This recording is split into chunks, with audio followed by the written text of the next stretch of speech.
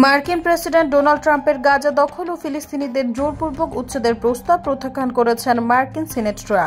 Republican senator Lindsey Graham এই পরিকল্পনার প্রতি কড়া সমালোচনা করেছেন, আর ডেমোক্র্যাট সিনেটর রিচার্ড ব্লুমেনথাল আশা প্রকাশ করেছেন যে আরব রাষ্ট্রগুলো গাজার জন্য একটি কার্যকর বিকল্প পরিকল্পনা উপস্থাপন করবে।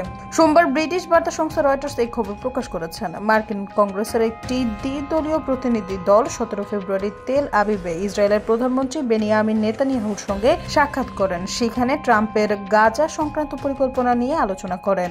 এর আগে রোববার নেতানিয়াহু ট্রাম্পের বিতর্কিত প্রস্তাবের প্রতি তার সমর্থন পূর্ণ ব্যক্ত করেছিলেন। এরই মধ্যে ইসরায়েলের প্রতিরক্ষা মন্ত্রী ইসরায়েল কাটজ সেনাবাহিনীকে এমন একটি পরিকল্পনা তৈরির নির্দেশ দিয়েছেন যাতে গাজার ফিলিস্তিনিরা স্বেচ্ছায় দেশ ত্যাগ করতে পারেন। কিন্তু সিনেটর গ্রাহাম, যিনি ট্রাম্পের ঘনিষ্ঠ মিত্র এবং মার্কিন কংগ্রেসের পররাষ্ট্র নীতি ও জাতীয় নিরাপত্তা সংক্রান্ত বিষয়ে প্রভাবশালী নেতা, তিনি স্পষ্ট ভাষায় বলেছেন গাজা দখলের জন্য আমেরিকা কোনোভাবেই এগিয়ে যাবে না। অন্যদিকে ব্লুমেনথাল ট্রাম্পের পরিকল্পনাকে সরাসরি অসম্ভব বলে অভিহিত করেছেন। ট্রাম্পের প্রস্তাব আরব বিশ্বজুড়ে ব্যাপক সমালোচনার মুখে পড়েছে। বেশ কয়েকজন বিশ্লেষক এই পরিকল্পনাকে জাতিগত নির্মূলের শামিল বলে উল্লেখ করেছেন। সিনেটর গ্রাহাম বলেছেন, ট্রাম্পের পরিকল্পনার কারণে আরব দেশগুলো গাজার জন্য একটি কার্যকর বিকল্প খুঁজতে বাধ্য হবে। সিনেটর ব্লুমেনথাল জানান, জর্ডানের রাজা আবদুল্লাহ তাকে বোঝাতে সক্ষম হয়েছেন যে আরব দেশগুলো এমন একটি পরিকল্পনা উপস্থাপন করবে যেখানে ইসরায়েলের সঙ্গে সম্পর্ক স্বাভাবিকোত্তর, ফিলিস্তিনিদের আত্মনিয়ন্ত্রণের অধিকার, আঞ্চলিক প্রতিরক্ষা ব্যবস্থা এবং ইসরায়েলের নিরাপত্তার বিষয়গুলো অন্তর্ভুক্ত থাকবে।